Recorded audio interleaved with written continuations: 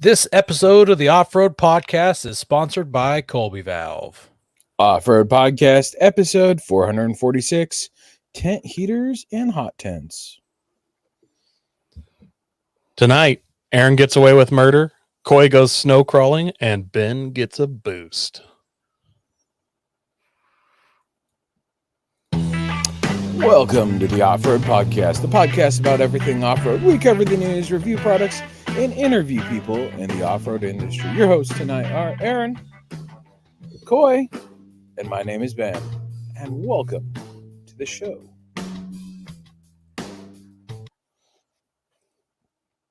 So, Aaron, I gotta hear it. How'd you get away with murder? Diabolical. Well, I ran through an intersection way faster than I should have been, and I got a speeding ticket from a camera back in December. And I took Coy's advice. I just ignored it. Some of the best advice Coy's ever given me, probably. Coy's reasoning was it wasn't sent certified mail, so how can they prove that you got a ticket? They don't know that it made it to your house, especially with how good the postal service is. And then I got a letter in the mail a couple days ago, and I just kind of let it sit. It was from the same city that sent me the ticket. And I just kind of sat on it for a little bit. I better open it up. And I opened it up, and it says dismissed. Yeah. So I also looked through all the statutes and stuff. I went deep into like Oregon law. I spent way too much time. Took your ticket like personal. And if they don't send I appreciate that. I really do. If they don't send it out within 10 days, it's null and void. And they send it to you like 2 months later. And that's like super easily proven. Yeah. So it was canceled because let's see here. This group of citation warrant dismissal because of concerns that speed limit signage was installed in a manner that may have made it difficult for some drivers to see under some circumstances. And I definitely didn't see it. And it was like road construction, so the ticket was even more expensive. Ooh, well, and they lowered the speed limit in that stretch. Yeah. So $325 is what it was going to cost. I mean, I wasn't going to pay it. I would have paid a lawyer $500 to get out of a ticket, so I wouldn't have to pay the government $325.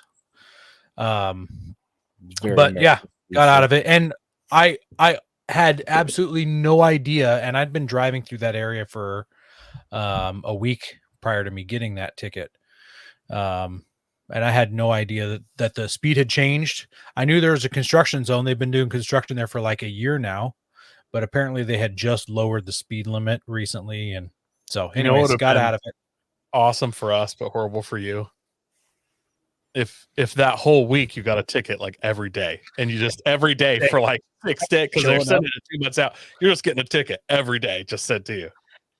I'm sure I would have noticed, because I noticed when I got this one, because the lights in the because I drove through it 5:30 in the morning, and the lights in the intersection just go flash, super bright.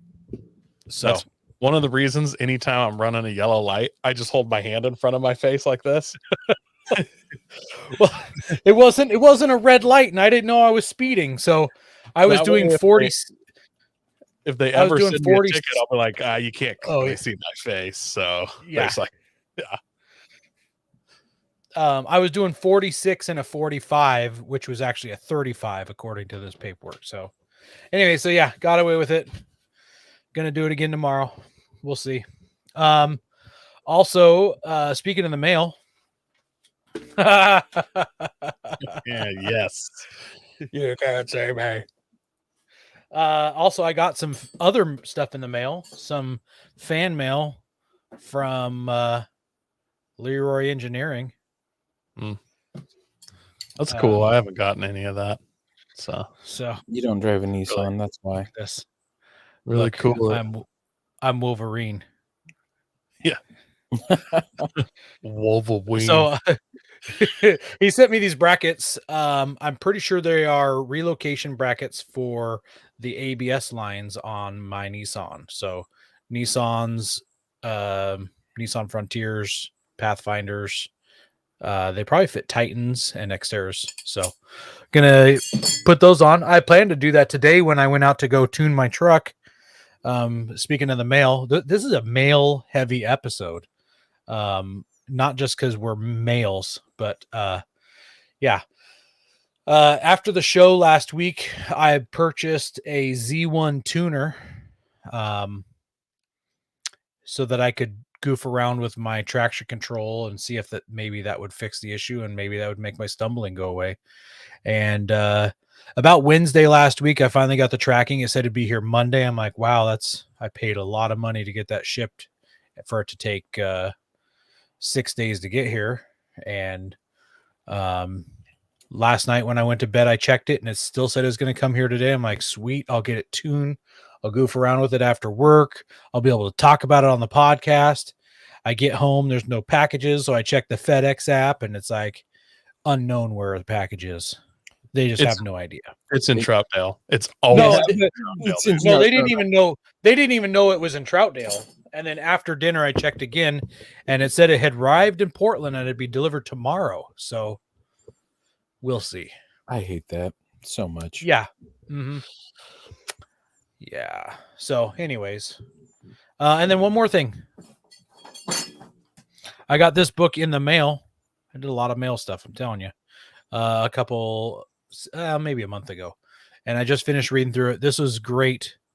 Yeah, that scanner would work for an Xterra, Josh. But probably have to be a second gen Xterra, not a first gen. 4x4 suspension handbook. This was a really good read. It's pretty dated. It was written in like 2007. So they actually don't even have any information about the JK in here. They mentioned the JK and that it had just come out, but the fun thing is it was written by our buddy Trent McGee, who we've had on the show a couple times. He works for Centerforce Clutch now. We also had him on to talk about Ultimate Adventure. So I'm going to reach out to him, let him know I read his book. I had no idea he wrote this till it showed up, and I was kind of glancing at the author's name. But I'm going to let him know that I read his book. It was great, and I'm looking forward to an update on it. So, yeah, that's what I did. Ben, it says you got a boost. You get your COVID booster? Because you're starting to feel sick. No COVID booster. I did some boosting first. I traded my minivan in, and if you look behind me, I acquired a new vehicle temporarily. That's a 2000. Is that a Ford Ranger? That's a 2021 Tundra. Ford Ranger, huh? Yeah. Interesting. And I didn't know Pete had a Ford Ranger. Honestly, from the front end, if you just see that, it has a tiny bit of a like 2013 Ridgeline look to it. You notice that? Just the way the camera's squishing that headlight and the angle. Woo! When I first looked up, I was like, he has a Ridgeline in there? And I was like, oh, it's Pete's Tundra. Yeah. So Nicholas from Cement Tuning came up and he tuned my 4Runner and Pete's Tundra. I drove Pete's Tundra. Let's see, when did I pick that up? Wednesday, I think it was. And I hooned it around, got a feel for how it felt on the road. Needs new tires now. Yep, needs new tires. Yep, definitely needs new tires. Especially after Saturday. New tires and brakes, new tires, new brakes, and there's a dent in the back quarter panel. I don't know where that came from. Driveline makes it thunk. You're gonna need to get some new airbags on the side curtain. I don't. They went off randomly. Not sure. Also, large stand on safe side. Hey, but the headlights are replaced. So I've been driving that around, kind of get a feel for it, and then it got tuned, or my 4Runner got tuned first, and what a difference! Like it felt like it was stock again. I went with the medium first, and it felt stock again. Like there wasn't 33-inch tires under there, and skid plates and bumpers. Well, there's half the skid plates there, but you know, it felt like it had more power and all that. And then I came back and I said, you know, I like my food spicy, so jalapeno that up. and I took the Tundra first spin, and I left the neighborhood, and tires went. Cole, I just gotta say, I got your back. In the show notes before the show, Ben had written down that he tuned the 4Runner and the Tundra, and I changed it to read that he had it tuned. So Ben was trying to take the credit for doing the work. I just want to let you know. I got your back. Yep. Did you and Cole do that thing where you stand in front of each other and like, move your hands? So you're like, oh. No, actually, he got out of his car and he spread his arms and he said, "Son," and I yelled, "Daddy." In the comments, Cole says, not gonna lie, his child called me dad twice while I was at his house. So it wasn't That's just amazing. us. That is amazing. Yeah. Yeah, we're really could be family. Probably Remember are. that old Arnold Schwarzenegger movie? I think it's called Twins, where it's like him and Danny DeVito. And he's like, they're like standing there, like moving exactly the same face to face. It's like, oh, you are my twin. That was the first movie I ever saw in the movie theaters, Coy. Wow. Yeah. Knowing his father, brother. And then so something cool with Pete's Tundra is it's got tow mode. So Pete's rig is tuned with medium, and then when you hit the tow haul button, it's spicy. And spicy's fun. Does your 4Runner doesn't have a No extra an ECT button or tow haul or anything, so you can't do both? None of those cool buttons. That's a bummer. It's just spicy, which is fine. I like it spicy. It is nice that you have a button, because everybody who's ever had a car that is automatically in the low power, and then you reach down, you hit that ECT or whatever, and it bumps it to the high power. You pretend you're driving down the highway, you go to pass someone, it's like you're hitting nitrous, because you get probably no more horsepower, but it just tricks you. So to actually put that with a tune and the super responsive throttle pedal makes it like 5,000 times more fun. Yeah. I have that button on the Toyota Avalon, and I think all it does in the Avalon is it just lets the revs hang a little longer, lets you stay in the higher RPMs. I mean, there's no more horsepower. It doesn't feel like there's anything. But I definitely use it if I'm going to be passing somebody in a sketchy spot. Well, that's great. You told me on Saturday, you called me Saturday and told me that you were super happy with that tune, and I'm really excited and jealous, but more excited than jealous. Now that you guys, you won't have as hard of a time keeping up with my truck. I was gonna say you're so excited. P8 swap truck. Screw you, Aaron. I'm jealous. Oh man. Making Pete's wife mad. Truck has double the power of my FJ and twice the aerodynamics. And you're like, oh, I'm so jealous about your tune. Twice the aerodynamics. Yeah, right. Yeah. I've got to say, I'm really happy. I know Pete's gonna be happy. Definitely not searching gears going up the hill. And then, I mean, that was his big thing, was getting the better throttle response, and then the not searching for gears on the hill when he's towing. So, because he's got a big heavy trailer that he tows with that Tundra. We've got Mr. Plow Guy Dave in the comments, and he says, I need to deal with that snow behind Coy. So I don't know if he wants to go snow wheeling or if he wants to come plow your driveway, Coy. I wish this was my driveway. I mean, it really actually add to my commute, but it'd still be cool. That'd be amazing. Yeah. Josh says I should just get a Tacoma. Then I could get something tuned. I mean, that makes sense. I don't know though. I broke my Toyota this weekend. And it's what? All right, you went snow wheeling. Expensive break I've done. Like, this is thousands of dollars. Like, it's not gonna be cheap. You went snow wheeling, and snow wheeling is like the softest wheeling you can do. How do you break something snow wheeling? So this wasn't just your regular snow, man. It has melted and refroze and washed out. I call it like snow rock crawling, because you'd be driving in the snow, then there's this part that's the water has like melted and you got to crawl down in it. There's humps of it. Ben, if you go, I added a few pictures, should be at the top of our pictures there. I didn't really take any pictures, so I just told other people's, but so there was a couple big trucks there. That is a What does that guy have? What does that guy have on top of his pickup?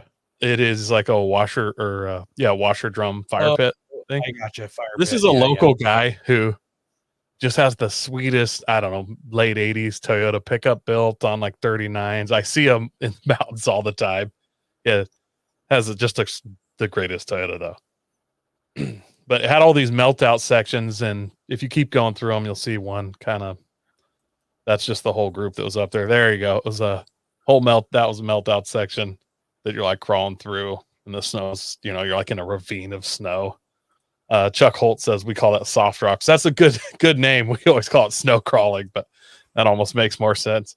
But it doesn't happen that down here. At least I don't get into it that much. So I super loved it. But as I was doing this on the way up, there was this section, and it's snow, so it's hard to see when like water has made like a ditch or something through it.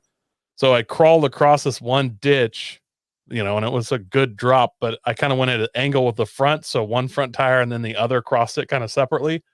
But then as I turned to follow the way it was going, I hit it with both back tires at the same time. And when it got to the edge, it just slid in, like when your feet slide out from under you, and slammed down so hard, it broke my seat, just slammed to the ground. So on my Toyota, it has this little lever you pump, and it lifts the back of the seat up and down. I always run it all the way up so I have better view. It like hurt my teeth. It slammed so hard. I mean, the truck slammed pretty hard, but then the whole seat just, and the back of the seat, like the actual lean back, it skipped like 3 notches. Like it actually leaned back. I thought I completely blew the seat out. I was like, oh no, it just jumped. So I looked into it a little bit, and since comment section, you know what to do. Yeah, light him up. Just light him up. Let's hear it. So I'm so heavy, I broke a Toyota. Yes, I think he is. My comment would be like, you need to have less cheese dip. It's so this seat, that actual lever that you pull on it. I've noticed it. You jack it all the way up, and then like 3 days later, it's like halfway down, and it uses some kind of clock spring action, and it slips or something. Keto time. It's something. Right now, it's wood block time to hold my seat up. It feels like I'm falling in a toilet right now because this back of the seat's jammed down so far, so I have to lean it forward a bunch to get kind of my normal. But then super uncomfortable. Anyways, you got a piece of wood jammed up behind it so it doesn't go backwards anymore. It's not that it goes backwards. The back of the seat goes down. Like it's no, I know, but you said it reclined 3 positions too. Well, I think that was just it like slammed so hard the lever jumped. But okay, because it notches in all fine still. Was your wife with you? Was she in the rig with you when that happened? Oh yeah. How'd that go? Oh, I know my wife wouldn't be happy about that. Anyway, so FJ Cruisers, the side curtain airbag is in the side bolster of the seat. Apparently an FJ Cruiser seat is like $3,000 because there's an airbag in it. So, that's ouch. Definitely my most expensive brake. So I'm going to pull it apart and see if I can fix something, or just screw it into, just permanently have it in the most tallest position. And if not, I'm gonna just go get a suspension seat out of the side by side or something. I'm not 100%. Yeah, why would you spend for $3,000? Yeah, why would you spend $3,000 on a factory seat when you could get a suspension seat? And since mine is a Trails team, it's color matched tan. So to get one that like I would have to get it. Yeah, not gonna happen. But it was a great wheeling trip. Like I said, cool crawling. I was aired down to 4 PSI, chugging around, had a great time. Spent pretty much all day doing that. We had a fire, cooked some popcorn, some Jiffy Pop up there, and then came down. And it was just one of those wheeling trips where like you could make it because it was that soft rocks or snow crawling or whatever we're calling here. We had like, there was a guy in a Tahoe in like 31s at the back of the trail. So you could kind of make it as hard as you wanted, depending on the line you picked. So we just had a great time doing that. And then Saturday, to round out my weekend, I'm not exactly a football guy, but so a friend of mine had just gotten a new suppressor for his 6.5. So we sighted that in at my house, and man, I need a suppressor. So we shot it once. We shot it once without the suppressor. He puts the suppressor on and shoots it, and then we'd walked inside for some reason, and they're like, "How did it sound with the suppressor?" And they're like, "I only heard you shoot it one time." And I was shooting on my back patio, and the girls were inside in the kitchen. So Aaron, you know how close that it was, and it was weird. He had it was a 30, or I think it's technically a 38 caliber suppressor.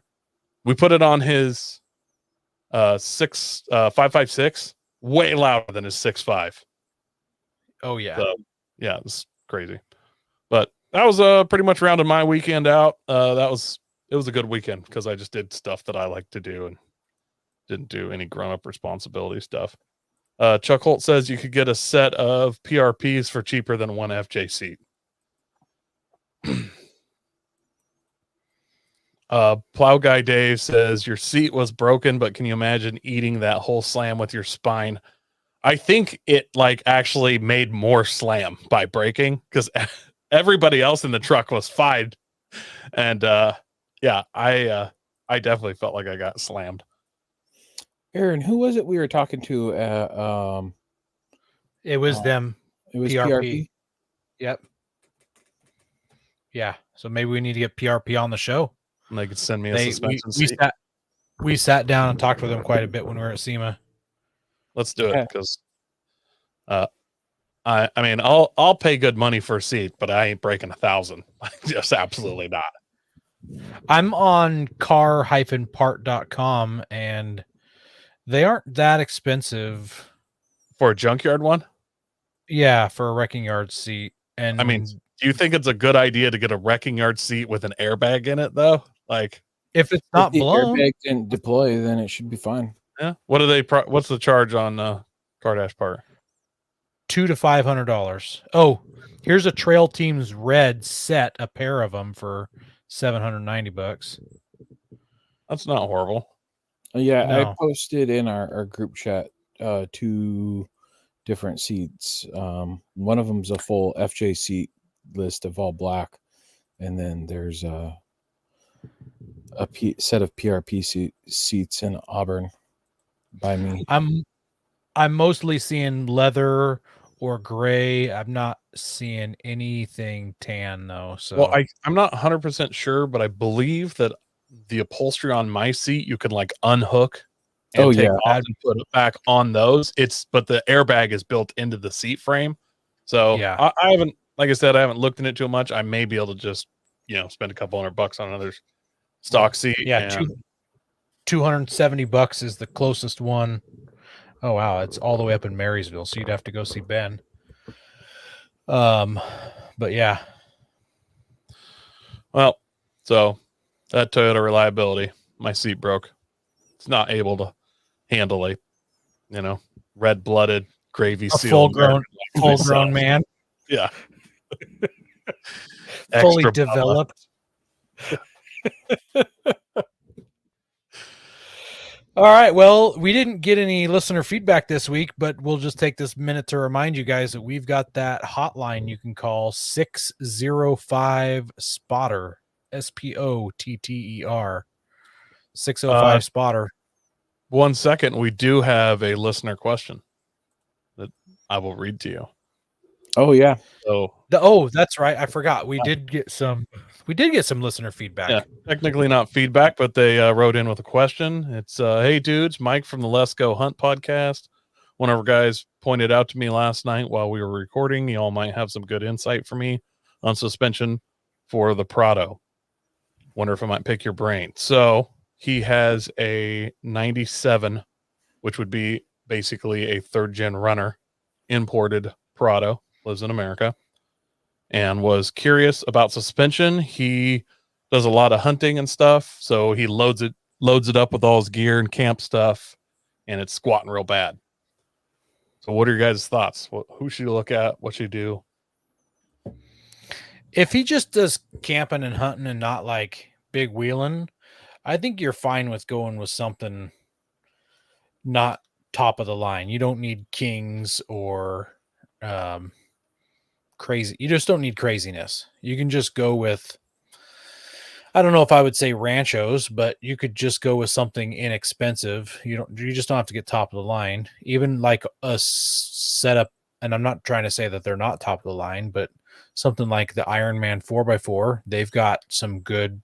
They've got their nitro shocks. Stuff. Yeah, they've got some good shocks and coilover things where I wouldn't think that it'd be big bucks. Cole says Bilstein. Absolutely. You can get some good Bilstein stuff. Bilstein instead of Dobson Springs actually would be a good choice. I didn't think of that when I talked to him, but Plow Guy Dave, I guess, must know him. He also wants to drag a 10-foot trailer. So I wonder if Plow Guy Dave is the same guy. I would go with. I don't think so, since this guy's name's Mike. And that one must be Dave, but I would do something like the medium load up front. Well, depending upon what engine he has, and then he has the 90 horsepower turbo diesel, the forklift engine. So heavy load front, and then do like a heavy or a medium load in the rear, because it's the 0 to 600 pounds of additional payload. Or if he tows, go with the heavy. Leroy says peak suspension. Sandy M Industrial says air assist spring. All great options. I told him I recommended Ironman. I said, you're not racing, so you don't need a racing shock. And honestly, you have to rebuild those every 25,000 miles or so. So that doesn't really sound like, that's not what you want. You're not looking for that ultra high performance. Yeah. I was like, OME. It's always, they're kind of decent. Oh yeah. Yep. Then I said Ironman. And when you call Ironman, you can tell them a Pareto and not a 90. You don't have to do the conversion math. Like they sell everything. And then I was like, you can get the nitros, or you can get the foam cells. You can get the foam cell pros. And then he was kind of asking me, which one I thought he should get. And I said, look, if you're planning on keeping it 50, 100,000 miles or something, you can probably be good with the nitros. If you plan on keeping it like long term, like you're not getting rid of this, just get the foam cells. So Plow Guy Dave says that he's on the podcast with him. He needs gears also, and he wants bigger tires, and he's having trouble getting up to speed with just the 30s that he's on. So I tried to recommend him some of those narrow 33s from Kenda, but he said he doesn't think he has the power for it. Then I told him to crank boost. Yeah, it's turbo. That's all you got to do. Make that thing blow coal. Yeah. Just so you know, Dave, not all advice you get from us is good. It is advice. It doesn't mean that it's just what we would do. And honestly, if I had a diesel with a little turbo, I'd make it a small diesel engine with a big turbo. Yeah. Start cranking it. We also want to thank our sponsor, Patriot Patch. Head over to patriotpatch.co and check out their selection of great patches, shirts, cleaning mats, signs, and stickers. You can also join the Patch of the Month Club for $15 and receive a patch, matching sticker, and artist proof each month. And let's not forget our patches. Shipped to you $13 for the first one, $10 for any additional. And then we've got the glow in the dark lumen locker and our off-road podcast patch made by Patriot at that. I like this advice from Chuck. You can always add 5 pounds to any diesel. Doesn't matter what it is. You can just always turn that boost up 5 pounds. And I feel like once you've done that, that starts it over again after like a week. You just do 5 more pounds. And if it holds for another week, then you're good for another 5. And then once it blows, then the next motor back it off 5 pounds. That's how you know. It's like desert racers, how they say drive so fast that it's shaking so hard you can't see, and then slow down 4 miles an hour. It's scientific. I'm Yeah. pretty sure. I mean, that's how the scientific method works. It's man science. Have tire troubles ever left you deflated? Colby Valve has got you covered. Ever have a valve stem leak? Colby Valve makes reusable and easily replaceable valve stems that don't require you to remove your tire from the wheel. They work with your off-road rig, ATV, side-by-side, commuter vehicle, or even your tractor. Never be left stranded again because of a busted valve stem. They also have a tire repair kit for those punctures that keep you away from doing your favorite thing, wheeling. Make sure to check out colbyvalve.com or ask for them at your local off-road products store. All right, our first news. I'm not having a stroke, I promise. Our first news story it comes from The Drive, and it is the 2024 Toyota Tacoma 4x4 gets 25 miles per gallon in official testing. So, looking at this picture here on the screen, I wonder how many miles per gallon you'll lose once you take that air dam off the front. That is severely limiting your approach angle. Oh, there it's gone. Look at that. Someone took it off for that picture. So in this is the next generation, the 4th gen Tacoma, and we've talked about it quite a bit in depth in the past. We did an episode on it specifically quite a ways back. And it only comes with that Turbo 4 hybrid setup. And but you can get an automatic or a manual transmission. So this article from The Drive says that it is poised to be the most efficient pickup truck in its class because of the hybrid drivetrain. According to the Canadian government, it hit that mark by getting 25 miles to the gallon. The U.S. EPA hasn't published its stats yet for it, but someone on 4thgentacoma.com discovered that the Natural Resources Canada has already tested it. So they've only done the 4-wheel drive models. They've only done the 4-wheel drive models of the Tacoma. They haven't done the rear-wheel drive, so I would assume the rear-wheel drive will get even better fuel economy. So it's rated for 25 highway, 19 city, and 21 combined. And that's the automatic. The manual gets 18 city, 23 highway, and 20 combined, which is interesting because usually the city mileage in hybrids is better than the highway. So, and hey, Dave, absolutely, yeah, we'd love to get together. Everybody here hunts except for Ben, so we'll not have him on the show.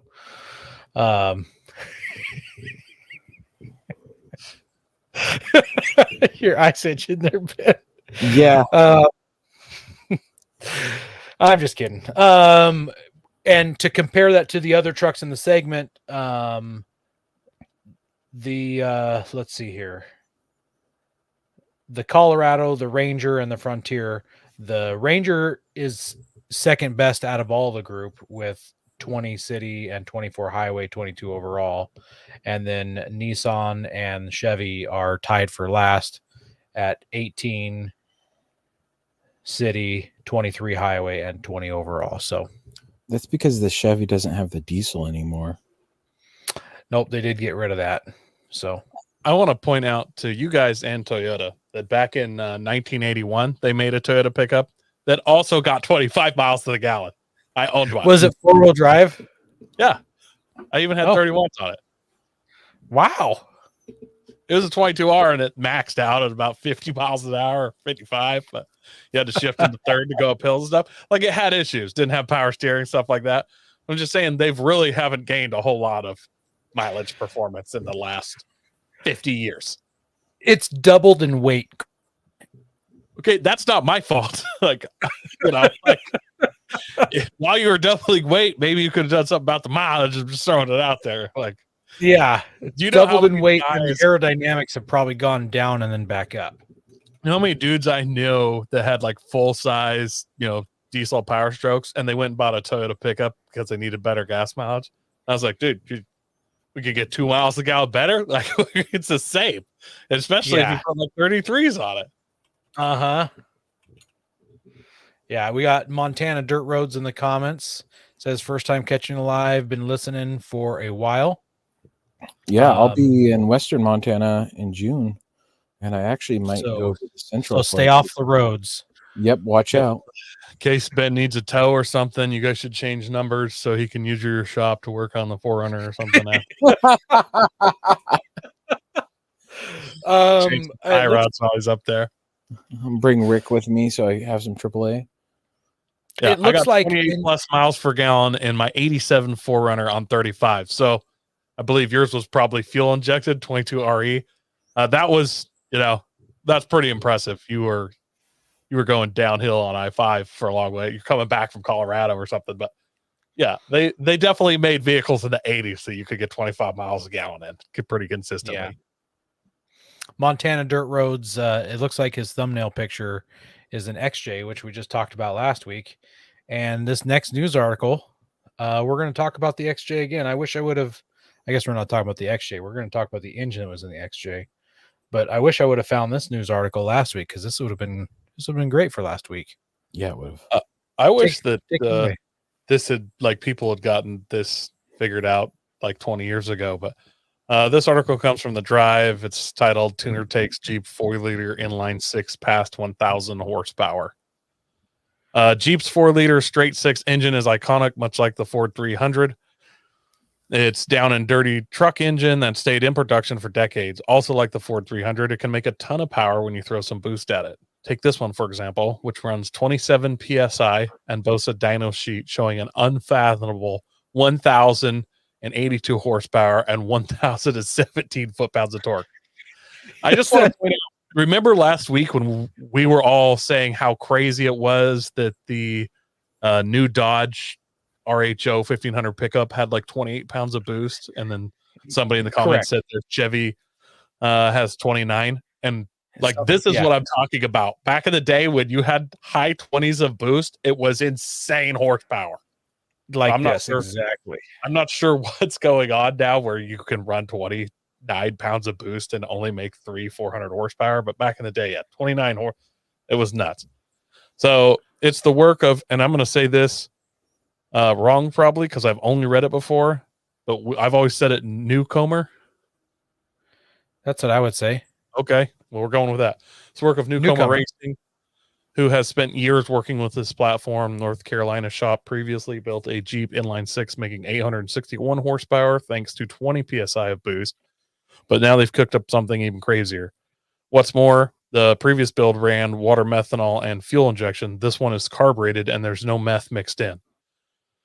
Stock block has been bored out to 4.6 liters of displacement, although it does retain factory main caps. There are, there's an aftermarket cast crank that's fully counterweighted, spinning a set of custom J forged pistons, and that's pretty much it for the bottom end.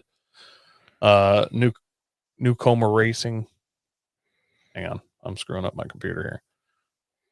Newcomer Racing did a lot of work to the top end, as you can imagine, which heavily ported Edelbrock heads, larger valves, full roller rockers for handling high revs and valve pressures. A 650 CFM Holley carburetor manages fueling and is hooked up to an old school Clifford cast intake that's also been ported. As numbers neared those of their previous record setter, the crew went full bore and installed a larger 77 millimeter Pulsar turbo. This was the key to success as they managed 989 horsepower on the first pole with that blower before running lean on 116 octane Sunco Max NOS racing fuel. A simple jet charge was all they needed to achieve the final 4-figure power numbers. The best result of 1,082 horsepower with over 1,000 foot-pounds of torque is believed to be a record for Jeep straight axles. It may not stand for long, though, as Newcomer Racing plans to swap this one over to fuel injection. It could hardly beat those numbers. It could handily beat those numbers while being more controllable from a tuning perspective. That's crazy power. Yes, he's making that it's a blow through carburetor. Like how do you tune 29 psi of boost the car? I don't even know. Well, it said that they at that one point they had to a simple jet change was all they needed to achieve their final 4-figure power numbers. Just a simple jet change, Oh, I thought that was a simple. No, No, they changed turbos, right? Yeah. Well, at one point they got a bigger yeah, turbo, but yeah, that's true. So here's um, my question: if you were offered this engine, you knew it was free, and they could set it up how you wanted, would you take it like this, or would you say, "Give me a smaller, more usable horsepower turbo"? We're gonna put it in my Cherokee, but wow. it's gonna have 560 horsepower, but give me a 400 shot of nitrous on that. Where are you at? Let me go back. Hold on. Let's pull up the dyno again. There's a dyno sheet. Let's see here. So it's making that 1,000 horsepower at 5,600 RPM. It's making 600 horsepower at 4,000 RPM. Like it's all at 3,500 up to get that. I'm not sure, man. I just feel like I think for daily needs, I'm never going to use more than like 350 horsepower. Like I'm just like blowing off tires in a Jeep XJ at 350 horsepower. But when I'm on the highway and somebody messes with me because it sounds good, having 400 of nitrous, I just like the idea of having the world's biggest nitrous shot on some clapped out XJ. And just like you could literally like blow away a Lambo. Like it would be awesome. You'd probably get, death wobble and crash. And then the nitrous would explode. You'd die a horrible death, but like glorious, My first thought was sand drags. Put some giant paddle tires on the back of a 2-door XJ. 1,000 horsepower, bro. I'm taking that thing to Texas. Like I'm doing it. I'm gonna be. Oh, you're doing the quarter mile. I'm doing highway pulls. Like I'm sorry. I'm gonna be in a 1320 video. I'm gonna be on speed peak. Like, so do you put it in an XJ or do you put it in like a CJ, a YJ? No, then you for sure will get death wobble. I'm definitely putting in an XJ. It's probably lighter, and just imagine like somebody's in a 3rd gen Supra with 1,000 horsepower. Those are like high 3,000s. You're in a Jeep XJ with 1,000 horsepower. You're doing 50 miles on the highway. You got it in 4 high. Like you're just going to dump it. You're going to blow them away. Aerodynamics is going to come in at some point. But I don't care. Like the video of all these built supercars getting trashed by an XJ, even if you have to have a full cage, it's basically a tube frame. Worth it. Like I would keep the outside rusty crappy too. It'd be amazing. Yeah, wow. It would be just fun to like sit there and pull up to like some guy who's in like his Hellcat and thinks he's just hot stuff and just be like, give it a couple taps on the pedal and be like, ooh, and get him to go, and then just like absolutely launch and destroy him and just be like, oh, maybe you should quit driving. You can get one of those current gen postal carrier vehicles that are really weird looking. Oh my goodness. Bro, I would also have on like a flannel jacket and a Bass Pro Shop hat. Like big thick glasses, old man glasses, I'd have a half smoked cigarette hanging out of my mouth, just, pinched off. And just act like I didn't know what was going on. Just smoking. You mean the guy from Donut Media? You'd want to look like him? Yeah, probably. But I would look like the part. You're wearing a windbreaker. Hypercolor windbreaker. Yeah, a Carhartt jacket. A members only jacket.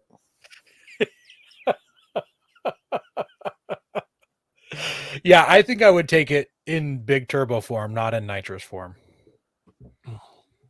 Either way, good times. Yeah. Well, I think it's time for our main topic, guys. Even though I could talk about turbo ridiculousness for probably another 4 to 6 hours. Chuck says maybe some trash bags strapped to the top, like full of pop cans, like you're headed to go recycle them to get your $14. Awesome. I would strap a kayak on the roof straight up, just a canoe, and probably improve the aerodynamics. I can't prove it, but everybody knows it would. Yeah. Oh my goodness. Oh well, Coy, you picked this topic. You were excited about this one. What brought this about? Hey man, I love snow camping, and I'm kind of ready to change up my tent and my heating situation. So I did a bunch of research on it anyways and figured I would just make it a show. Is it because you broke your tent? I didn't, if you've broken enough bones, you kind of learn the names of some of them. You ever heard of a green stick fracture? It's where you flex a bone to the point that it almost snaps and it just kind of makes this little bubble break on the side and it's extremely painful. Anyways, that's kind of what I did to one of the poles in my tent. Like you can see it's not straight. I'm sure it's fine. Like I could camp 100 more times in it, but I'm thinking about changing up. It's been a good tent. Well, kick us off. Let's learn about how to heat your tent first. So we got a whole bunch of tent heat stuff. I want to preface here. If you're sleeping in your vehicle, which is a kind of a sweet thing to do while you're snow camping, it's a little better insulated. Please be extremely careful because they are nearly airtight and the chances of you dying from heating in there, even if you're running like a candle, is like fairly high. It can pretty easily happen in a closed vehicle. So anything we say does not apply to people staying in their vehicle or even in a bed with a canopy as far as heat goes. Anyways, jumping right in, I'm going to start out with propane heat, man. Obviously, I think the go-to is all the Mr. Heaters. I run a Mr. Heater Buddy, the Buddy heater myself. Aaron, I think you've had a big Buddy in the past. Yeah, here's all kinds here. This is the big. I think multiple people are clicking here. Yep, there's the big buddy right there. It's the it's got two radiant heater panels on it compared to just the normal one, and the big buddy has a built-in fan as well. Oh, I didn't realize it did. Yeah, it takes like 6 D-cell batteries. Oh my goodness, and lasts for 4 hours. Well, I think it probably lasts for 20 hours, but 20 hours isn't that long. Yeah, when you're doing it 8-9 hours at a pop. Okay, so all Mr. Heaters that I'm talking about now have tip over and low oxygen shutoff. Low oxygen shutoff does not include like carbon and monoxide poisoning and stuff. It's just when it gets to low enough oxygen, it will shut off. At this point, I use a propane Buddy in my tent. I run it all night long. I have no fears of any problems because even though it's a canvas tent, I can feel the wind come through it if it blows like over 20 miles. Like it has vents open on the roof. Like you're not going to burn. It has enough air. And if you're worried about it, crack your zipper. All right. The little Buddy is 3,800 BTU, runs about $99, and can run 5.6 hours on a 1 pound propane bottle. Just has that one setting at 3,800 BTU. And they're made to just. That's not all night, by the way. I usually try to sleep for more than 5.6 hours each night. Yeah, it's true. It's, I guess, not all night, but I wasn't saying that you said that. I'm just pointing it out. Like that means you got to change that bottle out in the middle of the night, or have it connected to something bigger. But do you really need to change out your bottle in the middle of the night? Like, if you've got a good enough sleeping system, and if you heat up your tent and then turn it off and then sleep till you get cold and wake up, that you can definitely do it that way. I've done it that way with my Buddy heater, which is the next size up, where I just warm it up and turn it off, so on. Montana, we're going to get into that soon. These are $100 all night long. There's a bunch of people online that say if you go get, I think it's the 12-pound tank. It's that kind of pancake shaped refillable tank. You guys know what I'm talking about? It's like it's 2.5 gallons. Yeah, about 2.5 gallons. I think it's 13 pounds or whatever it is, 10 pounds. You get a 2-way splitter that's made to screw on those, and they're made to go sideways and then run a hose off each side. Well, you tighten that on straight up and down, and then you can put one of these little ones straight on top of that. See what I'm saying? And you can actually run it off of one of those tanks instead of the little Buddy heater is what you're talking about. Yes, the smallest one. Yeah, the little Buddy. Mm-hmm. You could run it off that, that one, and it's what is that? It's like 3.5 times bigger than the 1 pound propane tank, maybe bigger. I'm not even sure. I think they're 10 pounds. Yeah, there should be 10 pounds. So it's like 10 times, but holds like 10 times more propane. So you can run that multiple nights, honestly, if you decide to do it that way. Then we got the Buddy heater. That's what I run currently. It's 4,000 to 9,000 BTU. They run about $130 and 5.4 hours on 1 pound of propane. It's not all night again, a little bit less. And that's all these are on low settings. So that's at 4,000. And honestly, I now just hook mine to a 5-gallon tank so that I don't have to worry about it running out. But many times in the past, I've ran it on a 1 pound tank. I crank it up, I get it hot in there, and then I turn it down so just the pilot light is running. And then usually just that little tiny flame of the pilot lights, not even lighting up the infrared burner, is really enough. My tent, it's not very big. It's might be 6 by 6, I think is what it is, maybe 6 by 7. And that'll actually, usually with a warm sleeping bag, I sleep on a cot with a pad. It'll pretty well keep it warm in there all night unless you're in really sub freezing temperatures. So that's what I run. Works pretty good. If you hook it to a 5-gallon tank, you can run it like 3 nights full blast, no problem. Here's a new one, the Buddy Flex. I've never ran one of these. I've never even seen one in person out of the box. They have them at all the stores. It goes 8,000 to 11,000 BTU. It has a 360-degree burner, which is, I don't know if I like that because I always kind of face the burner so I don't actually light something I don't want on fire. That is one of the disadvantages of these. If you have it pointed too close to your sleeping bag or something nylon, it can melt it. But anyways, has a 360-degree burner, has an optional cooking burner. You can like pop it apart and there's like a cooking burner for it. Not really sure how it works, but costs like another $50 to get that. And it'll run 3.5 hours on 1 pound of propane. And then we got the Big Buddy. It goes 4,000, 9,000 to 18,000 BTU settings. So this thing can run some heat. It's considerably bigger. Yeah. They're about $240. And it will run. All the price numbers seem pretty high. I want to say I paid like 150-ish for my Big Buddy. I pulled all this off the Mr. Heater website. So this is MSRP. Gotcha. Okay. If you go down to your local Coastal Farm or whatever store, you can get it for 35% less, but I didn't want to undershoot. Yeah. Anyways, it'll run. So these you have to run either a 5-gallon bottle or it will only run if you're using the little green 1 pounders. You have to run 2 at a time. So I can't really do it off of 1 pound, but at the 4,000 BTU setting, it'll run 10.8 on 2 pounds of propane or 2 1 pound bottles. And it's advised to run when you run a propane tank that you run the filter, the oil filter it's a filter for the propane because apparently those tanks are dirtier. And so run the filter with it. Otherwise it clogs it up and then you're sitting there click. So I've heard that, but I've never experienced it. And I've used my Buddy heater quite a bit and I've only ever run it off of my barbecue tanks. But what I did hear was that if you run it with the Mr. Buddy brand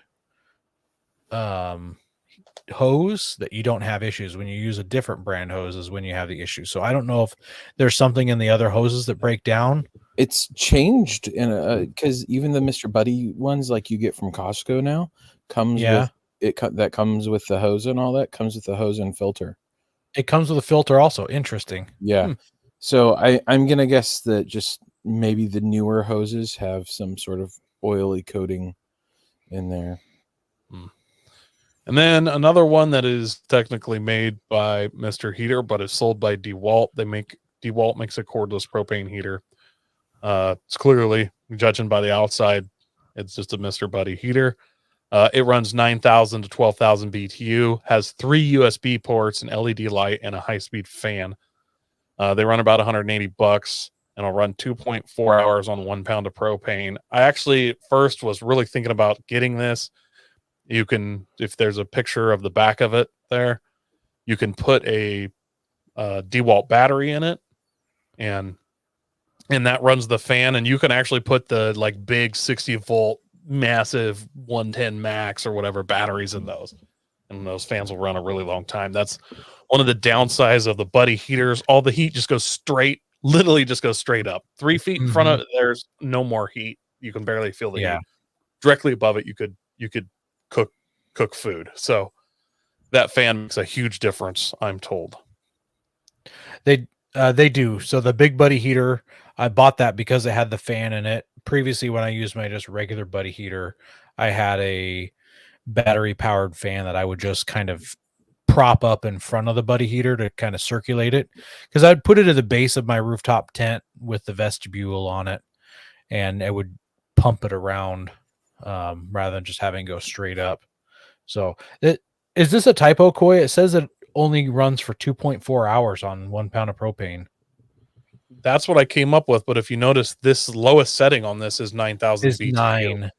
So Yeah. even like the Big I was Buddy, you wondering. can turn down to 4,000. Now, I don't know if the 9,000 to 12, it seems like there would be a lower setting, but that's what I found. Yeah, that's available strange. online. So it's hot or not. And the other nice, I don't know if it's always a nice thing, the piezo lighter or whatever, I guess, is electronic. So if the battery's in there, you just hold it down and just click. You don't have to re-click it every time. It'll just click, click, click, click, click. Oh, it's just going click like a barbecue. Yeah. So, I mean, you could light it Right. without the batteries in it still, but if you have to turn it off while you're sleeping, you can literally just reach over and slap it to start it. Sounds like it's not quite as bad. Gotcha. All right, guys. I was going to say, do you want to hit this next one also? I don't know anything about the Versta. I'll hit this, and I don't know a lot about it, but so this is just kind of got some stuff with other fuels, and I found this one interesting. It's more, I'm not saying you should run it, but if you like weird stuff, that's kind of cool. It's definitely an option. It's called the Versta self-powered indoor heater. They run about $100. You get them literally off Amazon. A bunch of people sell them. They're not expensive. In fact, you can find them for less than that. It says indoor safe, depending on the fuel used, and about 6-hour runtime. So they use, I don't know if you're familiar with like the canned heat or those cans of fuel. You can find them in the camping section, and then a lot of times they're used for heating like buffet trays. It's just it's a jellied fuel. It's what do they call that? Sterno. Yes. Sterno's another brand, but Canned Heat's a brand. There's multiple brands. Yeah. Of this. And they'll always have a runtime on them. So you can find these with 8-hour cans. They're more expensive.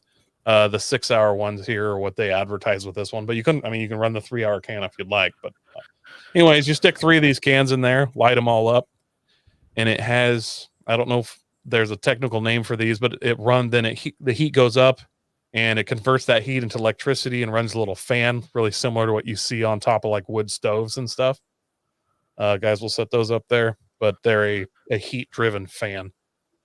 Have you seen anyone use this like on Facebook? I mean, or you can look groups? Up videos and stuff. I haven't seen anybody use one in their tent, but I just thought it was cool as kind of other fuel thing. And then you can literally, that picture, you could see the top where the fan unit is. You can just literally lift that off, and there's kind of a grill grate there. You can cook over it. So you want to throw, I don't know that you grill over it, but you can throw a pot on there or whatever, and boil water, or warm up your breakfast burrito. Warm your breakfast up. Obviously, that's open flame, but these are made to be burned inside. Depending on which one you get, you want to get one that's actually done that way, but. No safeties to fall back on. Like if you tip it over, I don't know that they would pour out flame, but I don't think it would be good. They're harder to put out. You literally there has to put the lid on it, or this one actually comes with kind of a little stick that has a round, almost like a flat spoon. You reach out and you can turn them off. Sanium Industries says Sterno is made from ethanol denatured by adding methanol water and denatured. Amphoratic oxide gelling agent, plus in recent decades the safety dye that gives it characteristic pink color. Anyways, I thought it was kind of cool. I don't know that I'd go buy one because you 3 cans, you get 6 hours. Like you do a 3-day trip, you need like 12, at least 12 a lot of cans probably. Yeah, if you're gonna run it all night. Yeah, or I mean, if you're going to run it for 6 hours or so, and I mean, the upside is like there's not a lot to fail. Even if your fan failed, you're still running 3 StereoCADs. Like it's gonna heat some tent. It's kind of an oddball one that I thought was cool. And then in other fuels, I also have candle lanterns. Excuse me, I said that. Candle lanterns. There's all kinds of models. Again, no safeties. You just kind of hang this in your tent. They make these 9-hour candles. They're kind of a prepper thing. They're not expensive. You can buy 50 of them for like $20. Yeah, Yuko makes some. That's actually the one we've got pictured. They're pretty cool. I was looking at them when they were at the Northwest Overland Rally, and it seemed like a cool idea. They have a model with like 3 of them in there. Yeah, there's a model that has 3 candles in it, and the candle, you kind of drop it in there. There's a spring-loaded device and then a cap. As the candle burns, it pushes it up against that cap, so it just always stays at the same height. Once again, it is an open flame. It's inside a lantern. It's not going to put off a lot of heat, but I've known multiple people that they just need, sometimes you've got a good sleeping bag. You just need a little bit of heat in there to keep yourself going, and you just hang that, a couple feet down, light it up. And they make 9-hour, 12-hour, and 15-hour candles for that purpose. Are the 15-hour ones longer? Will they fit in there? They look like they're the same size. They aren't made by UCO, but there says natural beeswax, so maybe they burn longer because they're beeswax. I don't know. Yuko makes a 12-hour one, and it says it's made out of beeswax. So there you go. And once again, it's kind of a niche thing. If you're into kind of different stuff, like some people just like that. Like I said, I know somebody that had not this exact one. They used one that used tea candles. And it just, it brings your a small tent up, 10, 15 degrees if it's not windy anyways. And that's all you need sometimes. Yeah. Should I go into wood stoves or? Yeah, let's do wood stoves and then we can jump into diesel heaters. Yeah. All right. Wood stoves, obviously a big plus of those is you can literally just get wood from where you're at and throw it in there. Downside is you got to keep restocking that thing through the night. I've even had, elk hunting. It's still a small wood stove, but a bigger one. Like you still somebody's got to get up and throw wood in there. Yeah. And the temperature control is a little tough. Like you will be sleeping with the window open, wondering if you're going to die from the heat. And then 4 hours later, you have hypothermia. That being said, man, there's nothing cooler than a wood stove in your tent, dude. I'm sorry. It's the coolest. It is the absolute coolest, especially one like this with a big window in it where you can see it. Now, I've personally not known anybody to do this, but I've been reading a lot. Like a lot of guys will go buy, they make 6 and 8 hour of those like Presto logs, or it's the compressed wood. So they just stick one in there, light it up, let it get going, throw a couple, regular pieces of sticks and stuff in with it, and then choke it up. And it's supposed to burn, kind of all night. We'll keep low heat going. Once again, downside, open flame in your tent, dude. And when you're stuffing more wood in there, the chances of you getting like hot coals on the bottom of your plastic bottom, probably PVC tent, decently high. So you're going to want to get some kind of a wool blanket, fireproof mat, something underneath that, they sell not very flammable. They sell wood stove blankets for this exact purpose, for tents that you stack your wood stove on. This one here, I like it flat packs, so it doesn't take up as much space as it looks like. It flat packs into that bag. Yeah. So this, I believe that's the Pomali Traveler Series wood stove. That particular one's made out of titanium. And the stovepipe itself is also made out of titanium. I think it had 80 inches of stovepipe, if I remember right. I didn't write that down here, but also has a titanium stovepipe. It's like a 2¼ inch stovepipe's, very small. And obviously to run a wood stove, you need a tent that has a wood stove. We always call them a wood stove jack or a port. That's basically a square of fireproof material that your stovepipe runs through. And you have a flap that you open and close that with. This one, it's 14 inches by 7 inches by 7 inches. So as you can imagine, it's not big. Like you need small pieces of wood to put in this, which just means they burn faster. And the price is not cheap, but it is foldable. It flat packs and it only weighs 4.4 pounds. So literally almost nothing Almost nothing. Yeah. I bring 20 pounds of propane. So It's almost a third of the weight of the other one. yeah. So let's see here, and $439. So, but it is titanium. Vevor, I picked them because they also make diesel heaters. This one is 1 millimeter stainless construction, weighs 11.7 pounds. It does not flat pack. The legs fold, but it is 13 by 17 by 11, so a little bigger.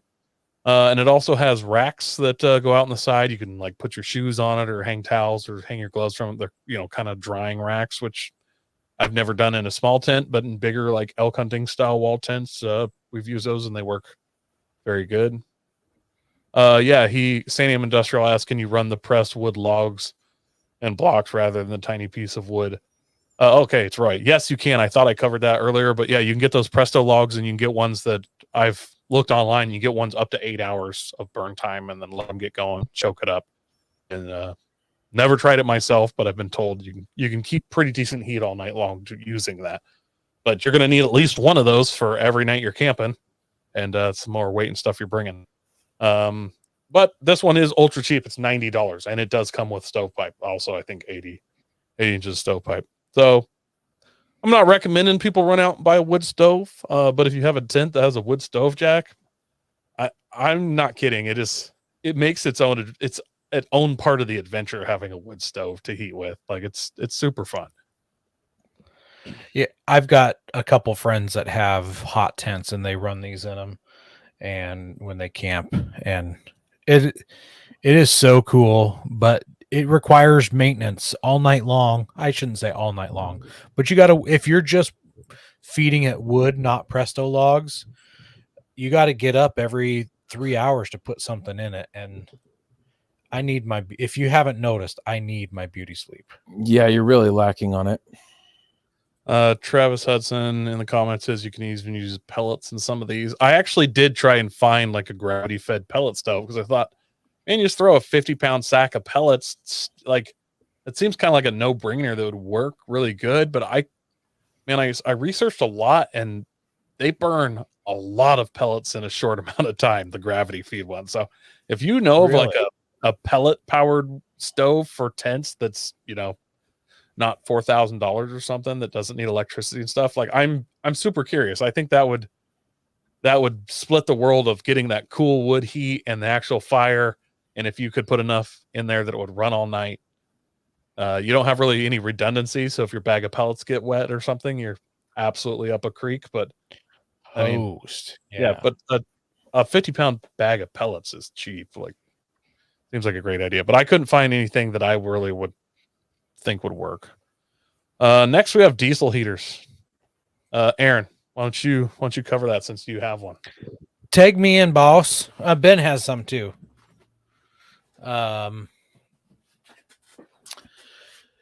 So yeah, diesel heater, love it. I wish I would have done a lot sooner. I'm glad I pulled the trigger when I did. Ben's had one. Have you had one for 2 years now, Ben? Because I just got mine at Christmas. 3 years. Yeah. So Ben's has it quite a bit longer. He bought the component for his first one and put it all together. And then the second one you bought was all complete. And that's the style I went with. I paid $100.71 for mine at Christmas time. It's since gone back up, but like not by much. If you got to pay $125 for a diesel heater, just spend that extra $25. Yeah, it's $115.99 right now for the one that I put on the screen. $115. $115.99.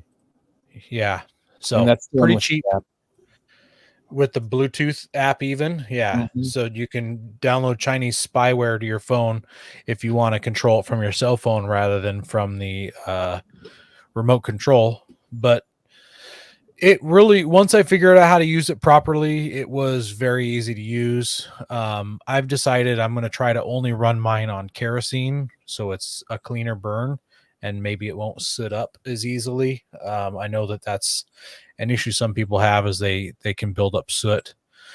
But like when you when you turn it on, you let it run and warm up. Then when you're done with it, you let it shut off and cool down rather than pulling the battery leads off of it and just let it be off. I think that's when you get your sooting issues. Most of the time, the sitting is people are running it on low for a long time, and it's not burning it all off, and then they're not shutting it off properly. That's like looking at what I've seen on there's a couple huge groups for these, and it's hilarious to see. Like, I've seen one where a guy had flames spitting out at the end of it because he had it all built up, and then he finally turned it on high, and it was just burning it all out, and his exhaust was all red hot. I'm like, yeah, diesel power. So would you guys recommend, like, when you go to get up in the morning, you're going to change clothes and stuff, just crank that thing to high? You're going to be getting out of your tent cold anyways and burn that stuff out. Might as well.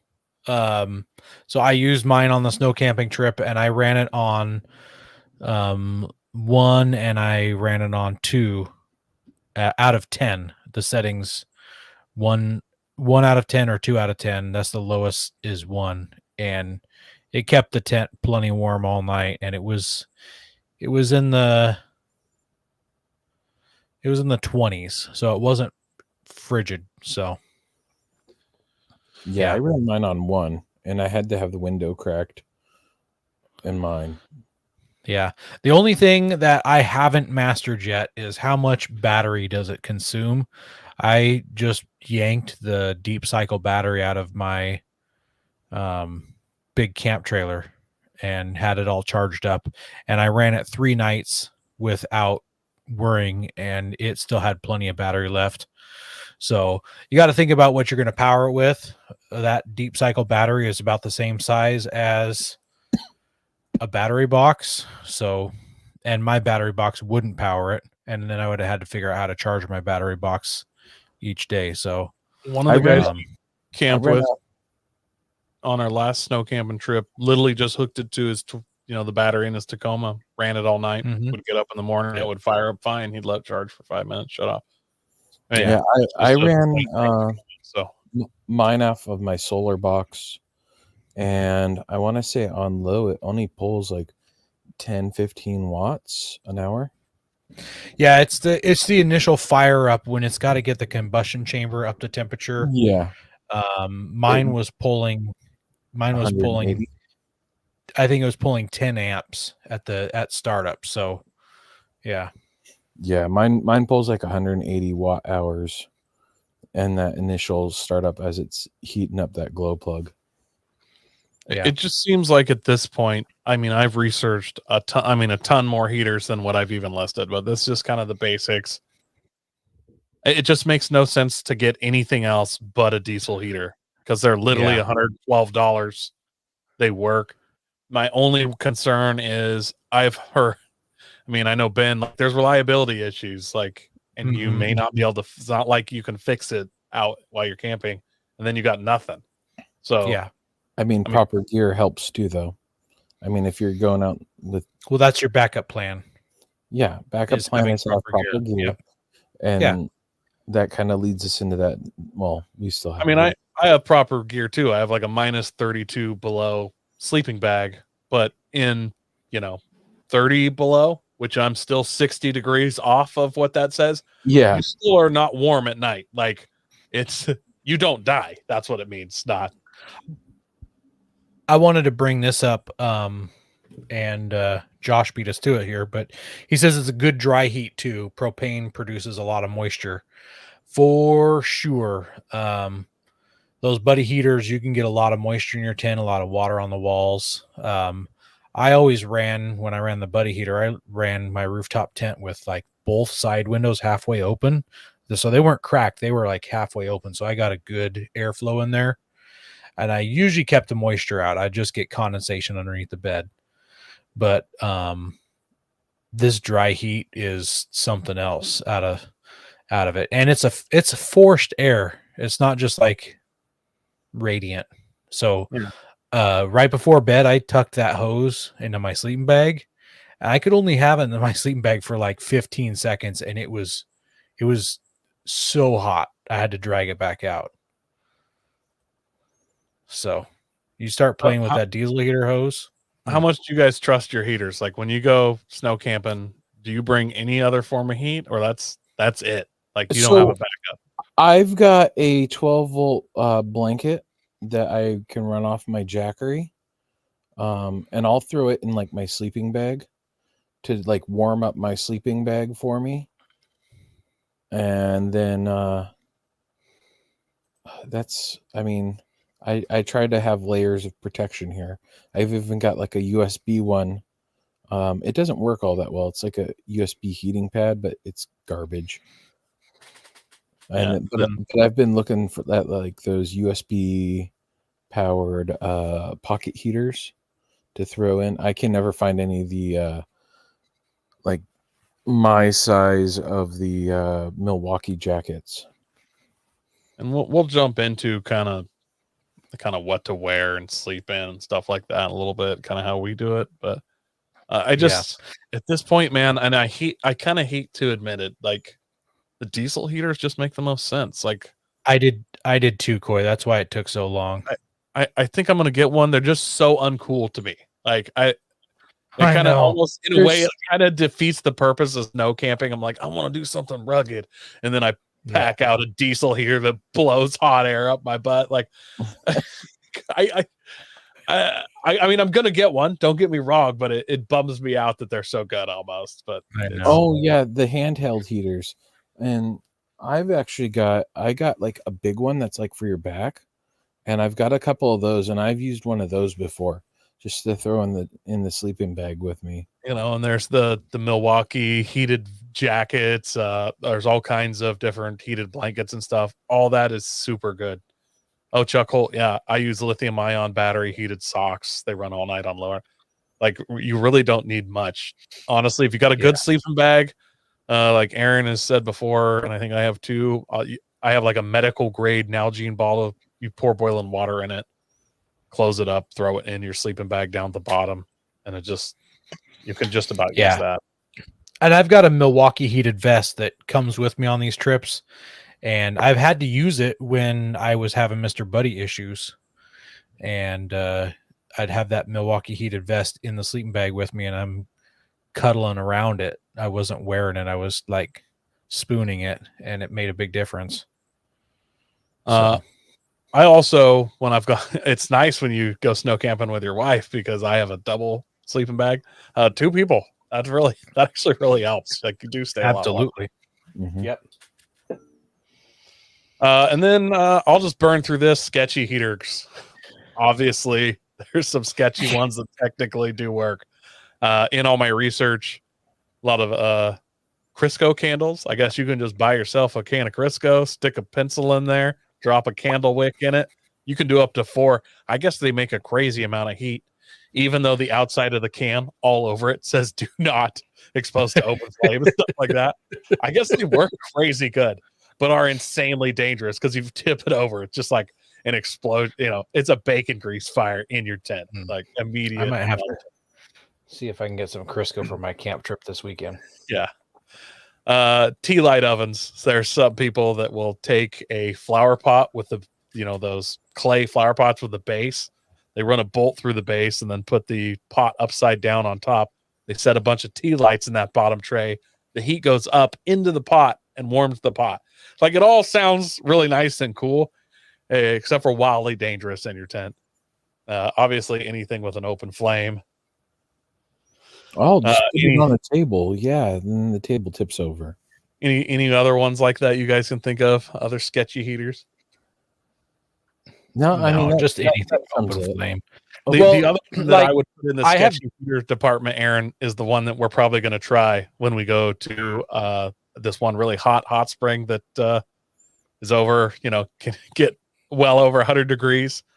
We've decided we're going to buy a bunch of that thin plastic tubing and a 12-volt pump, and then coil the tubing under our tent and then pump hot geyser water under our tents. We'll just set them up. Yes. We'll have a radiant floor heat. I'm going to do it just for the genius of it. But if one of those lines breaks in the middle of the night and it's just spraying scalding water under my tent, you're literally hosed. Literally hosed. That's it. Sketchy AF, but we're gonna do that eventually. Well, we also talked about buying one of those inflatable swimming pools and putting it in the middle of the hot springs and sleeping in the swimming pool, dry in the middle of the hot springs around you. See, I would say that's a sketchy sleeping pad, not a sketchy heater. That's true. That's true. Well, they have those sleeping the floating tents. That would be good. That sounds a lot more expensive than a. Yeah, Right. actually, one of the tent brands that I have here does like a commercial grade version of those, but they're like $4,000. Real quick, I did want to mention that I can't remember if it was someone in. I feel like it was somebody Koi knew, but maybe it was somebody else. But someone caught their rooftop tent on fire with a buddy heater one time. Like they went to bed drunk, they took their socks off, put their socks off over their Mr. Buddy heater to dry out, and it caught on fire in the rooftop tent in the middle of the night. So you got to be wise Sounds about like one of my friends, but I don't remember this at all. And Okay. I would be. I mean, I know what my socks smell like. Like there's no drying them out. Like I stick those things in a bag and then tie it off in the corner right there. And also, I feel like Mr. Buddy here. You throw a pair of socks on there. I give it No, he 30 went to bed. seconds before they're on fire. No, he went to bed like really drunk, is what the story was. Yeah, but I feel like you wouldn't get to the top of the ladder before there was smoke. Like that's insane. I remember seeing a picture of a truck that caught fire because of their tent catching fire. Chuck Holt says our wheeling group is working on a copper coil setup for the to run inside of a bed of coals to heat a small hot tub on our spring snow wheeling trip. I have wanted to try something like that for so long, but it's just I did that's it. an incredible amount of work. And I it did usually it with- takes days to heat up like that much water. No, it took like 14 hours. So we started in the morning and we lit a fire underneath the coil, and it was like a 5 foot across. It's one of those hot tubs that you can bring camping with you, where it's like poles that click together and then the coil that goes on the in and out. Yeah. And we built a huge fire around the coil. We sourced the creek water for it, which was probably 33 degrees. And to get it up to the high 90s, it took like 14 hours. And then 5 people got in a hot tub that was 5 feet across. Like imagine 5 people sitting in a kiddie pool. And if I had to remember hold right, your those are like knees 19 to your inches chest. deep. Like you sit down, it comes up Yeah. just over your belly button. Like It was maybe to my armpits. the one I was looking at, I don't even think it was 2 feet deep. That's why I was like, no, I'm not Aaron. doing all that work to get the top half of me frozen. Here's where you went wrong with it. You should have used one of those InstaHeat propane water heaters. I think you have one now, and then That would have definitely been pretty just to sweet. speed up the process. That would have been pretty sweet. So, yeah, it's a lot of fire to heat up cold water. Yeah. Let's talk about tents. We're an hour and 20 minutes already, so let's talk about tents. Well, I Ben, got why this. don't you take off this first one for us here? Yeah, it's a 4-season Hellberg Janu.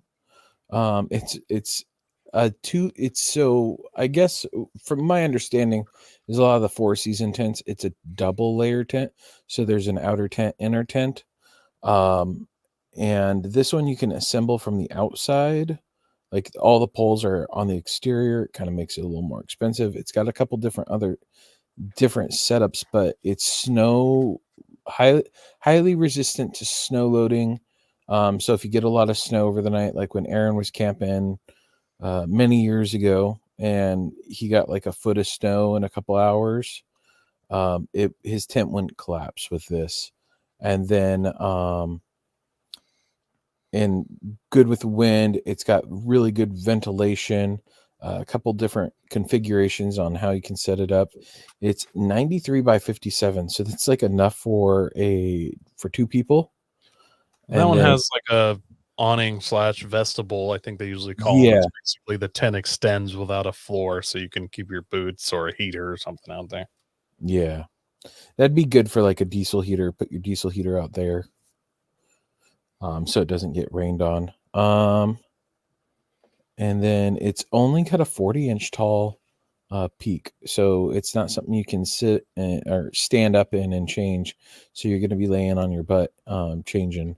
And this tent's not cheap at all. It's like $1,300. That's something that I noticed is a vein of all snow tent, hot tent, anything that's a good cold weather tent, unless you're buying it off of Amazon. Not cheap. Like, you got to pay for that quality. Yep. I'll grab the next one here. This one, I actually messaged them. I'm not sure. Hopefully I'm saying it right. Sonmez. They're out of Turkey. They sell worldwide, and they make tents that are literally like $12,000. They're almost like concert sized monster tents. Yeah. So there's a picture of it. This is an A-frame one. Then it is called the Air Bushcraft Premium Tent.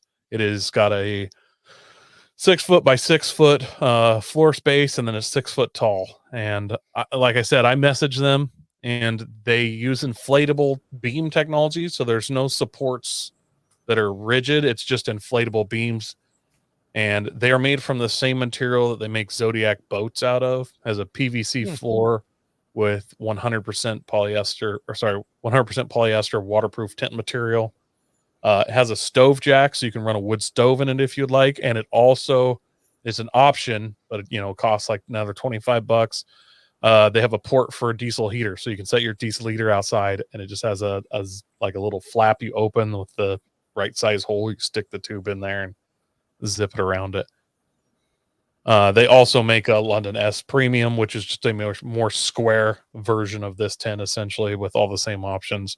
And these tents are in the $1,300 range. Like, they're not cheap, and both of them are you're supposed to be able to inflate these in under a minute. So what's that tent, the trailer, like with the inflatable? That's what it kind of reminds me of. I think it's similar technology. I don't remember. I know what you're talking about. The name escapes me. I like those tent trailers like that, though. Yeah. Well, another hot type tent is pretty much any wall canvas tent. A lot of hunters use. They make smaller version than those that aren't too big. And then you can also get some of these canvas style ones off of Amazon, and it's like in a teepee model where it just has one center tent pole. And so, yeah, I've got a friend that has that style, and then they make some that are more of like an A-frame, and they have the whole side opens up. One Tigress, I think, is the brand for that. There's a Vevor brand one that's kind of similar. There's quite a few different models. This one, that Vevor one, has like some fresh air ports down low on it, which are good because you can't just put a stove in your tent and zip things up tight. It's got to be able to draw air in, otherwise the fire will choke out. So, lots of canvas options. Kodiak Canvas makes some really nice stuff. I've heard really good things about them.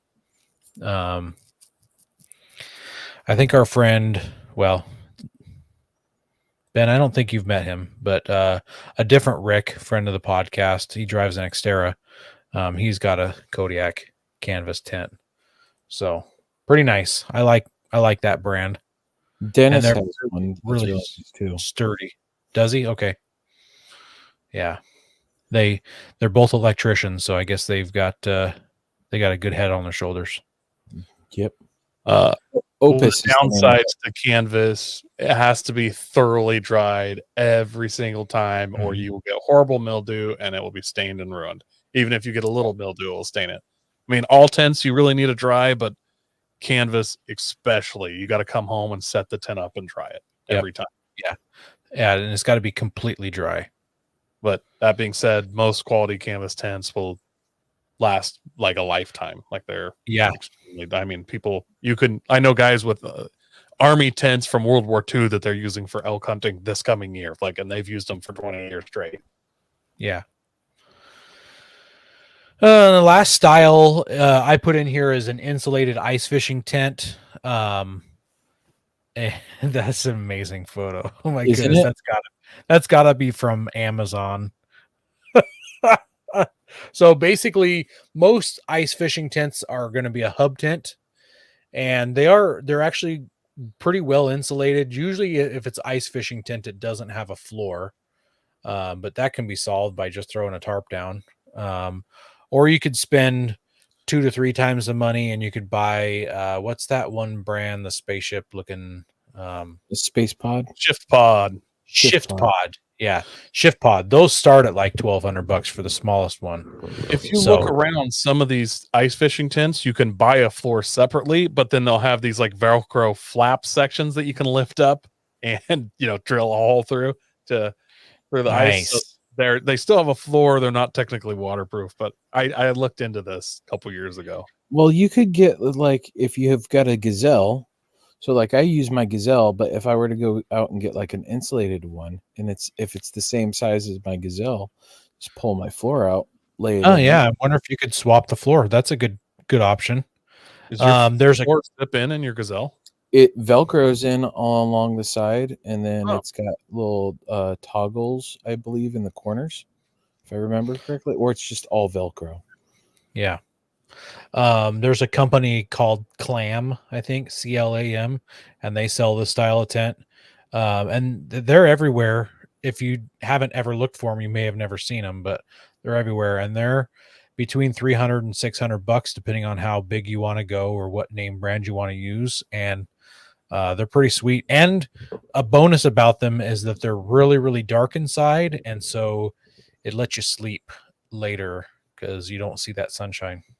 Yeah, that's something that everyone seems to always forget. It's like when I go camping, I tend to wake up at like 5 or 6 when the sun's coming up during the summer because it's so bright in the tent. Mm-hmm. Unless I'm really tired, then I just cover my head with a blanket.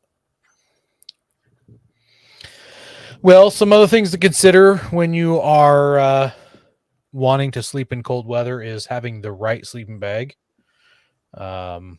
So you need to get it with the right temperature rating, and then also the type of material that it is made up of, down or synthetic. Down is generally warmer, but it can be compressed, and it doesn't work so well when it's compressed. But the synthetic stuff will not compress as easy. Also, when down gets wet, it loses its properties for holding heat, but synthetic doesn't. So It retains some of the warmth, not all of it though. Then use a sleeping pad. If you sleep right on the ground, it's going to pull that body heat right out of you. If you use an inflatable air mattress, that air will get really cold because of the outside air. Unless your tent is nice and warm, if it's 30 degrees inside your tent, your air mattress will be 30 degrees, and that'll pull the air out of you. Now, if you get one of those insulated air mattresses, that's a different story. But just a straight up fill it full of air mattress, those will be the same temperature as everything else, and it'll zap your body heat. Yeah, So you can do what Koi does. I've got an inflatable insulated pad. And Yeah. so it's only, I want to say it's like 2 inches thick, but it's got like memory foam in it. So when I inflate it up, it helps keep its shape and doesn't compress as much, but it stays warm. And I even add a few extra things to it. Yeah. I use a cot. It sits probably 2 feet high and then has a 2-inch memory foam that you kind of strap on top of it. I will not use anything else for snow camping. I've used pads right on the ground. I've used air mattresses, and that cot is so much better. Like warmth wise, it's ridiculous. And then when you get up in the morning, at least if you have a tent tall enough to stand up in, being able to sit on your cot like a chair because it's 2 feet off the ground instead of trying to put your pants on top of an air mattress or pad, you're putting your boots on. I won't go back to anything but a cot. Maybe when you're done with the seat out of your FJ, you could put that inside your tent to sit on. Oh, sweet. Wire up the airbag.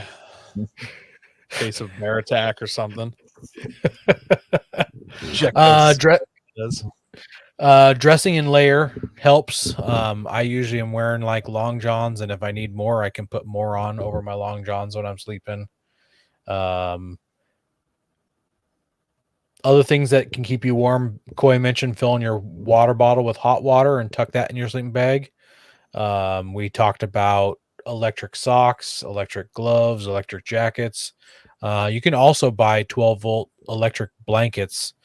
That one I'm really leery of also because electric things consume more power than you know. And if you had an electric blanket that ran all night long, I would be afraid that you would have no battery in your car the next morning. That's why. So I have that 12-volt electric blanket I was talking about, and that sucker burns some energy, and so I will only run that off of my Jackery, just because I do not want to drain the battery in the Forerunner and be sitting there.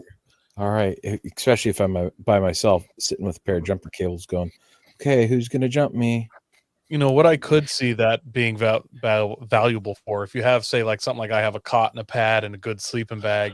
Once you really initially go to bed, you're pretty warm. It's about 1 o'clock in the morning where you wake up and you're like, good, it's cold out. And then you're trying to move it. If you had something like that, just at that one, just pop that on at 1 for an hour or two and then turn it on. Like sometimes you just got to get over that hump to re-warm up your sleeping bag or something. So something like that might be good. This next one is, sorry, Coy. I was just say, I cannot do a mummy bag. Like I'd rather sleep I'd rather just sleep in the driver's seat of my truck in clothes than a mummy bag. So I have a good sleeping bag, but it's the nice big square flannel interior. So it doesn't seal super good around me. I wear a stocking cap, and then I have like a small blanket that you pull in. You kind of you're in there, but you kind of just ball it up and you can hug it or stick it on your back to kind of fill the void. And I much prefer that.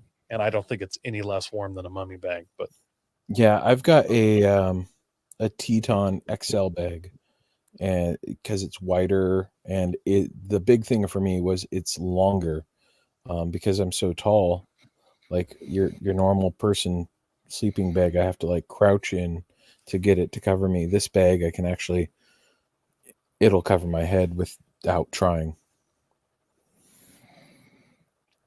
The next one is like pretty much all three of our favorite things that helps us prepare for bed, and that's to eat high energy foods. You consume some high calorie, high fat foods before bed, and your body's going to generate heat as it's digesting all that food, and that digestion is going to keep you warm because your body's working.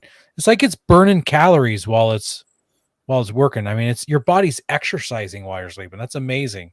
So it's important to eat those high calorie foods. Act like a bear, sleep like a bear, man. Just That's it. Eat a bunch of steak, really rare, right over the fire, and then just hibernate. Nacho cheese. You got, I mean, that's got to be a high calorie, high fat food. Oh, I'm sure the way I make it. You're letting out while you're sleeping will help warm up your sleeping bag too. Yeah. Be careful, you might shut your heater off. Triple oxygen sensor. Yeah. And obviously going to bed dry is important. You want to make sure you don't have wet clothes on. Yes, search and rescue. Our big thing was cotton kills. So synthetic fibers and all that. Even if it's wet, it's gonna keep your body warm versus cotton will not. So yeah, keeping your gear dry. Wool socks is another big one. I didn't actually think about this till you guys just said this. I do this every time I go camping. When I get up and I'm all done, I'm about to leave, I fold my sleeping bag up just to a nice square. And then I'll set like my backpack and stuff. I'll just set or extra coat. I'll set something that I can sacrifice on top of it. Because just sometimes I don't have the most expensive tent, even though we said to get a good tent. I've done a lot of snow camping like a Coleman Easy Up. So a lot of times you'll get a drip or two. So I'll set something over my sleeping bag, so it's for sure my sleeping bag will for sure stay dry. And in the past, I've actually just grabbed it, stuck it in the back seat of my truck. Like That's that not a sleeping bad bag idea. needs to be dry. Yeah. You don't want to come back after snow wheeling and find out that it thawed enough and you got a big drip on your sleeping bag and there's a big wet spot. Yeah. That would It's suck. literally the worst. I learned that. Obviously, I started doing that because I learned it the hard way. Yeah. And the last thing I want to mention here is planning your campsite. So you can put your tent just about anywhere, but you got to think about it. You don't want it where it's going to be super windy. You need to be sheltered from the wind. And you don't want, like, if something is going to melt, for the water to drain and run into your tent. And the last thing, you don't want to be in a depression, because cold air will settle in a depression in the ground. So you don't want to be in that real low spot. Not only can water settle there, but cold air, the air will be colder sitting in that spot because it won't get blown away by the wind and replaced with warmer air. So yeah, don't get the low spot. Yeah, and do yourself the favor, and like, we like to drive over where we're gonna park or where we're gonna sleep, so it flattens the area out, because those lumps, if you miss a rock or something like that, if the snow's melted down a little bit, really suck. Mm-hmm. All right, guys. I think we've parted all knowledge we have on this subject. Some of it might have just been wild guesses too, but we did what we could, guys. Yeah. Thanks everyone, man. We had a lot of people hang on. I know the show went super long. We really appreciate that. Hope you're enjoying it. Next week, guys, we're doing an episode about trail closures. We're getting somebody from New Jersey to talk about some of the problems they're having there. So tune in for that, man. We got to protect those trails. Yeah. Like Coy was saying, we appreciate you guys hanging out so long. Thanks for tuning in live. Was it Montana? Where are we at here? I got to scroll back a little ways to find it. Montana Dirt Roads. Glad we had you on the show. Glad you were able to tune in live. We had quite a few new faces on here this week, so a lot of fun. We appreciate you guys. Make sure you're sharing us with your friends. If you think about it, rate us and review us on iTunes. It definitely helps us grow, and God bless America.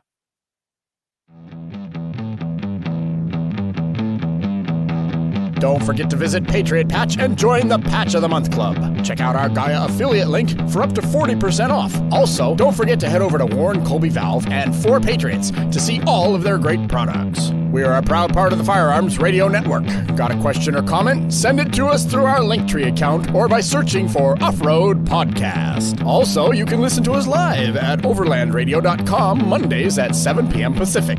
When off-road, please remember to have fun, tread lightly, and be safe and courteous. Thanks for listening.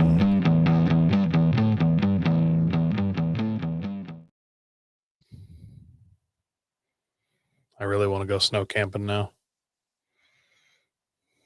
What are you doing this weekend, Aaron? I'm camping Where? in the cold. Survival camp. Oof.